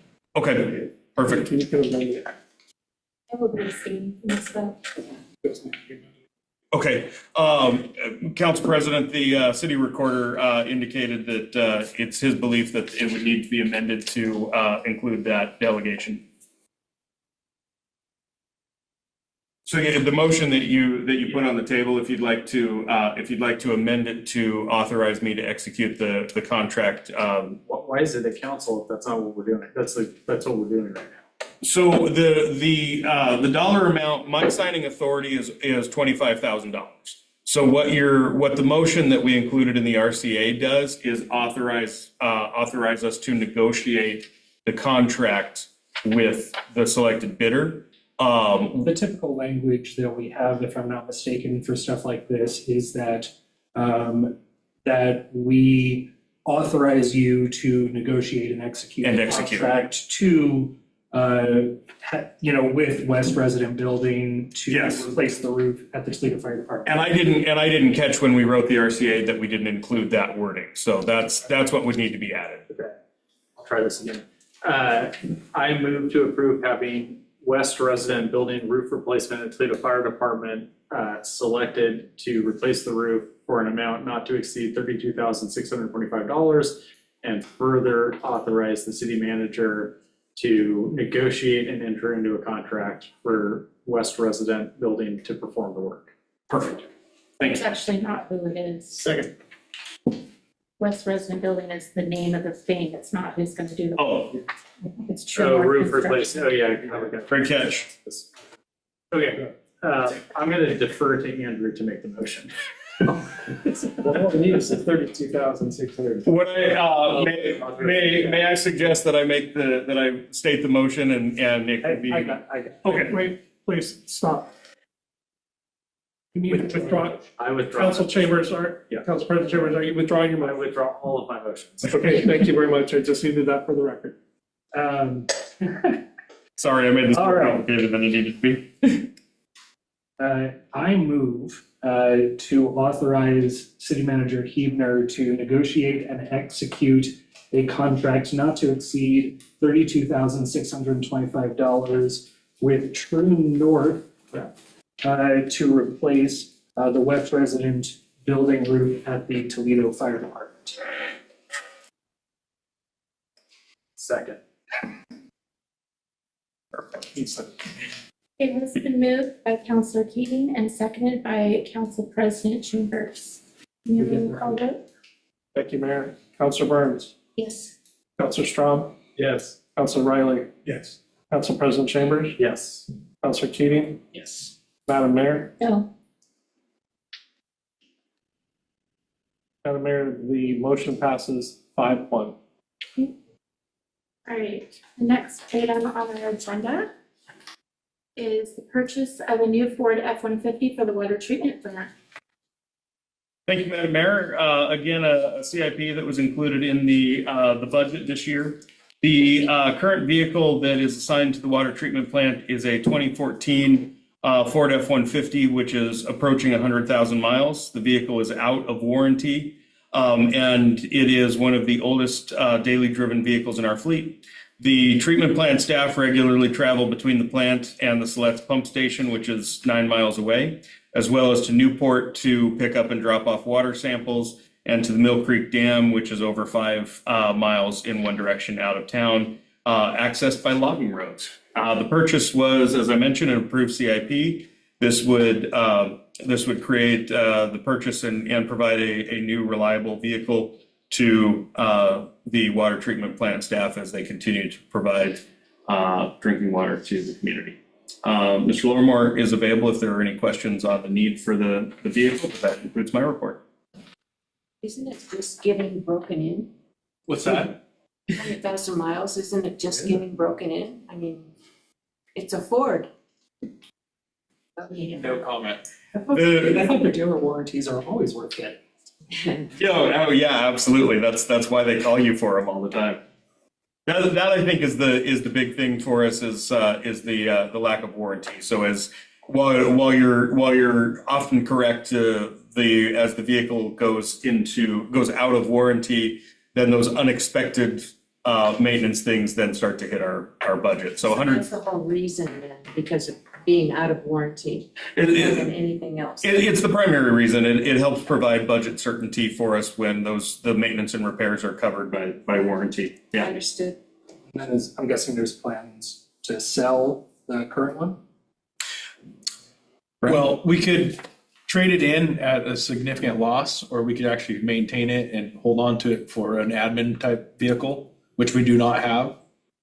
There was I think it was 2018, number 1801 and 1802 were two pickups that were purchased for Public Works, and they were supposed to be for Public Works and the parks. And at that time, the seated Public Works director retained one of those vehicles for his own.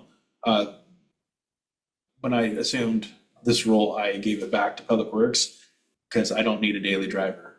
But this would be an added vehicle to, if anybody from staff from City Hall or any other departments needed to use a city vehicle, we'd have it on hand. And so that was my thinking. So wouldn't be a regularly assigned vehicle, but would be kind of a backup as needed. As Brian mentioned, we could surplus it as well, which the police department is working on a surplus of their own, so that's an option for us. But it's a minimal revenue for the city to do that. And my thinking behind that was we have folks from City Hall that on a regular basis drive down to the post office. They've been utilizing their personal vehicle. I have no problem doing it, but take my personal vehicle for city business, but I can also go down and pick up a Public Works vehicle that's not being used. But this way we would have one on hand and we would not be taking away from the fleet. That was my thinking. This would be just a backup vehicle and such on there. But this new one would be primarily used for the water treatment plant. That's correct. Yeah. So we're not gonna see that driving around in your neighborhood. You will not see me driving around my neighborhood, I promise you that. If the current one belongs to the water utility, but it's gonna be used more widely than that, then you'll have to figure out your fund accounting on it, how your other funds are paying for it. What was that? If the current vehicle belongs to the water utility, but it's gonna be used outside of the water utility, then you have to figure out on the fund accounting side how you're paying. Yes, no, the purchase of the new vehicle is specifically for the water treatment plant and their use. But even the old one, if the old one's used, it's gonna be outside the water utility. Then the other departments have to pay for it. The upkeep and the maintenance of the fuel and, yeah. Correct. Yep. It would not be coming out of the water treatment plant's budget. Yeah. Okay, I would entertain a motion. I would move to approve the purchase of a new Ford F-150 for the water treatment plant, not to exceed $46,000. Second. It has been moved by Councilor Strong and seconded by Councilor Keating to approve the purchase of a new Ford F-150 for the water treatment plant, not to exceed $46,000. We have a roll call, Mr. Johnson. Mayor, Council Brown, Yes. Council Riley, Council President Chambers, Yes. Councilor Keating, Yes. Mr. Strong, Yes. Mayor Wicks. Yes.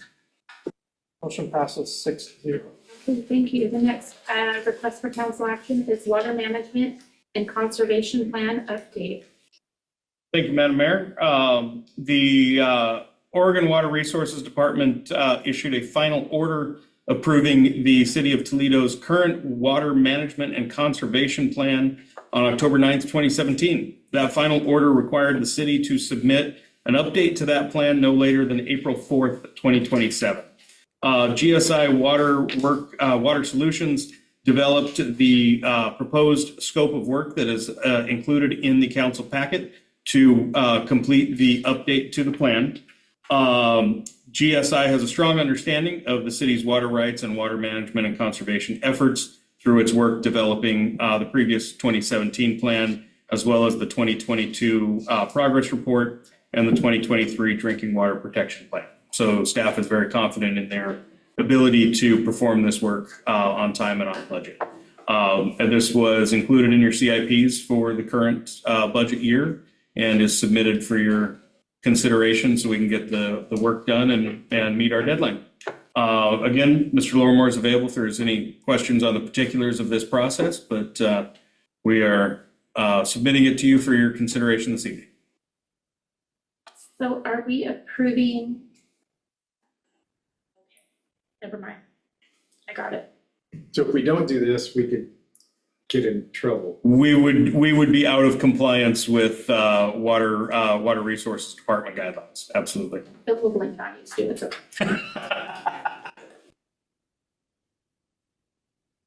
I would entertain a motion unless if anybody has questions. I move to approve and authorize the city manager to execute an agreement with GSI Water Solutions to update the water management and conservation plan for the city of Toledo. Second.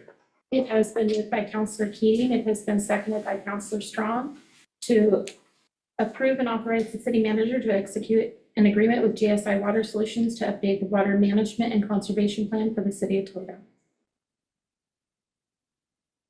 Councilor Burns. Yes. Council President Chambers. Yes. Councilor Strong. Yes. Councilor Keating. Yes. Mayor Murray. Yes. Madam Mayor, passes 6-0. All the staff reports were included in the packet. Does anybody have any questions on any of the staff reports? Seeing none. Now we're looking at the issue tracker and future agenda items. Does anybody have any questions about that or want anything added to either one of these issues? Madam Mayor, I would just mention we have scheduled the executive director of the Oregon Cascades West Council of Governments, Mr. Ryan Vogt, to come and give his annual presentation at your September 16th meeting. That just got scheduled today, so it doesn't appear on the tracker yet, but just wanted to alert you to that addition. Okay, thank you. So if there's nothing else, we're moving on to council comments. Councilor Riley, do you have anything good for the good of the order? Okay. Councilor Burns? I was just looking, the National Night Out. Mm-hmm. Do we have that at another meeting that we're discussing? I'm curious because. Mr. Bush will be in attendance at your meeting next week to give an update on National Night Out. On our work session? Yes. Okay, so then, yeah, I guess the rest I'm good. Okay, thank you. Councilor Strong? I would just have to say that over the weekend, we had I don't know if it was a record crowd, but we had a really big crowd in town. Everybody seemed like they were having a good time. And I didn't hear any sirens or anything, and I don't think you put anybody in jail. So. Oh, they did. Oh, you did? Really? Oh. There were a couple of arrests. Couple? Okay. But other than a couple of arrests and such on there, it seemed like it went off very well. And I would commend the people that were down there, Tracy. Jackie helped as well, and my People husband, that helped and lots such of on people. there. Your police crew and such on there, their security was very good. It looked like they followed most all the guidelines and such. So as far as having a big crowd in town, it worked out very well. So thank you, everybody. We had okay, anyway, sorry, Andrew. I think we were discussing at our last meeting, and I know I was the one who was kind of raising a lot of the questions around city council's sort of charitable giving to a few of our organizations in town, particularly the Historical Center and the Yaquina Railroad Museum. I would like for us to potentially, as we continue that discussion, I'd like to think about other organizations that are kind of essential to the fabric of our community. in the way that we see these organizations, such as our Chamber of Commerce. I think all three of these organizations are in a similar boat where they are pretty heavily dependent on transient lodging tax money. And I know that I've been kind of sounding this concern for months now that with changes to how transient lodging tax is being collected and distributed and some of the flexibility that's now available to our county and how they distribute that money to organizations, now they're able to provide at their discretion less to tourism organizations such as our Chamber of Commerce, and our museums, that they may be more inclined to provide less, and that could be of critical concern to small organizations like that, particularly in a place like Toledo where we do not collect. We are not a place that collects transient lodging tax. We don't have enough units to. Actually, we do. We have a couple, but we don't have anywhere near enough to cover the tens of thousands of dollars that each of these organizations depends on.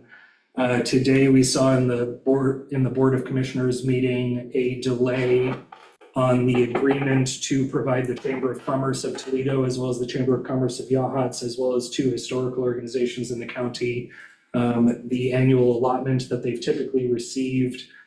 These amounts are not going up from year to year. They've stayed consistent. Our Chamber of Commerce here in Toledo receives $30,000 a year, and that number has not changed in several years, which we could argue that with the amount of inflation that we've seen in our community, that means our Chamber of Commerce is actually getting less every year, and is less resourced by the transient lodging tax through the county. I think this delay on that agreement, whatever the rationale is for delaying that disbursement, I think demonstrates to me at least good reason for us to be concerned that that money is going to be there to help organizations like these be sustainable. I think it demonstrates that we need to maybe think about the Chamber of Commerce perhaps as one of those organizations that we provide some support to at the city level, in addition to the History Center and the museum. I don't know what that would look like, but I think that if we have a couple of these organizations, I think it's incumbent on us to think about if the county might not be as reliable a resource, if they are important to us as a city, as a partner, as part of what we are trying to accomplish as a city. I do think that we should discuss whether we might need to step in and provide some support in the same way that we are with a couple of organizations that we've already chosen. So I don't know if that's the direction that the council wants to go, but I hope that's a conversation that we can have. I don't see anything wrong with us having the conversation. I mean, regardless of what direction we end up having to go, the barrel doesn't get any fuller, unfortunately. Yeah. And it feels like we're having to spread ourselves thinner and thinner, and we have to figure out how to juggle meeting the needs of our citizens and also supporting these organizations that are integral. So. My gut, when you told that story, and thanks for tracking that on the county side, but is like, it feels like our first move should be advocacy as a group to the county, that's a really important resource and not sort of let them off the hook. And that's part of why I've been tracking, is that's a conversation that I've been having with a lot of people about my concerns in the short term, that if such a dramatic shift of, I think it was 70-30 originally, where 70% needed to be allocated toward tourism initiatives. Now it's down to like 50%. And so when we think about, I don't recall off the top of my head, but I believe that like our chamber is a good example, receiving that $30,000.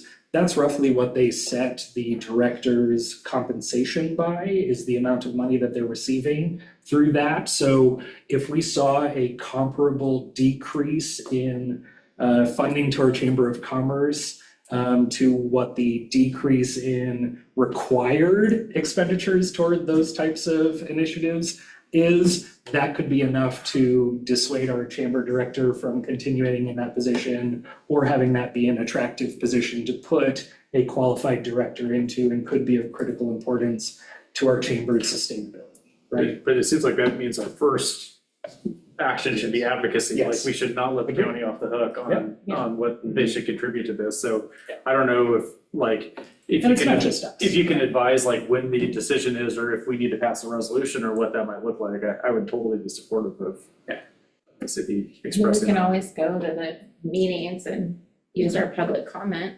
And it's also election year, so Yeah. twist some arm. Yeah, that's true, that's maybe not a given, you're right. I wasn't gonna say it.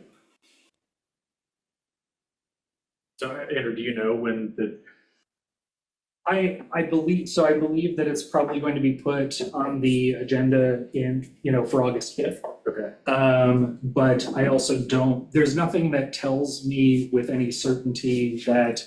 it's hard to predict. Well, no, I guess what I'd say is I have no expectation that it won't be approved. I think that it's unusual that it's being held up since the actual terms of the agreement have not changed from year to year. Neither are the people who are making the decision to approve it. So it's unusual that something that was approved last year has to go through, I guess, additional review. I'll mention it was on the consent agenda, right? It was not something that was meant to be a discussion. It was expected to be something that was somewhat pro forma. We accept everything that's on here. 4 organizations, agreements, the Yachats Chamber of Commerce, the North Lincoln Historical Society, the Lincoln County Historical Center, and I might be mixing up the names, I apologize for that, as well as the Toledo Chamber of Commerce were the 4 that were extracted from the consent agenda, and that conversation was simply delayed. It was not had today. So I think previously, we had a situation where we like authorized the mayor to work with the city manager on an advocacy letter. Is this the type of thing, would you feel comfortable with that, Mayor? Or What? if the council authorized you to work with the city manager on a letter to the county to advocate for the Chamber of Commerce funding to be approved? Well, if I'm writing it, it's gonna be pay up or we're gonna cut Let me, you. Yeah. let me suggest this. That's why we include the city manager. Okay, that's probably a wise idea. So we do have until at least August 5th before the next discussion of this is going to happen at the Board of Commissioners.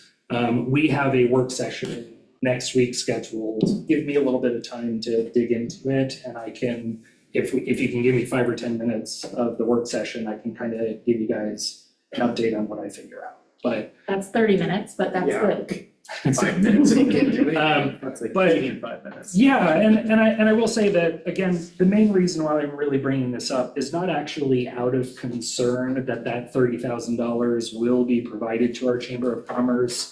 I fully expect that it will. I think that this is more of just a delay than anything. But it was just a reminder for me that we are getting into this time where I think the county is paying a lot more attention to its budget. The use of transient lodging tax is going to be going through a lot of shifts over the next couple of years. And I think that if we value these organizations in the way that I believe that we do, we might need to start thinking about if there is temporary support that we want to consider providing in the event that, say, next year the chamber uses it, or next year the county isn't going to be offering the same as they have for the past few years for the Railroad Museum or the Historical Center in the way that they've indicated that they plan to at least uphold the funding that they've had for the past few years, right? I just think that it's worth us talking about if that money is going away or there's a concern that it might go in the next couple of years. Do we want to be prepared for that? So can we fit that into our next work session? Absolutely. Did you get my text? Anyway. Anything else, Andrew? Oh, thank you. Okay, yeah, I just want to make sure we're giving it time where we can actually work on it. Nothing. Nothing? This guy was catcalling. Or him and his kids were heckling the rest of it. It was a beautiful sight. Yeah. Now, yes, since you invited it, I will say, I'd echo Stu's kudos to the Summer Festival Committee. Amazing weekend. It was awesome. I had two different families from out of town that came down and hung out with us, and they were blown away by the fireworks. I had to explain to them your legacy of that. What do you call the little white burst that you can feel in your chest? Oh, the salutes. The salutes, yeah. I said, you need to meet Stu. He's the guy who's responsible for these salutes. But it was awesome. The wrestling was a hoot. My daughter is a theater student here in Toledo, and she wanted no part of the wrestling. And I was like, oh, no, Jane, this is like the perfect mix of improv and scripted theater right here in Toledo. And she had a blast. It was awesome. But the whole weekend was really cool, and really makes you proud to be from Toledo. Okay, I could echo all that. Summerfest went off very well. The police and the fire department and everybody did a fantastic job of dealing with everything that came up. We even had a code Adam that was fortunately very quickly resolved. And it was a lot of work. They need more help. That's all I can say. They definitely need more help. But that's a conversation for later. It's already closing in at 9 o'clock, so I don't want to add much more. Mr. Heidmer, would you like to? Okay. I have nothing to add this evening. Good. All right. So with that, we're adjourned. 8:42.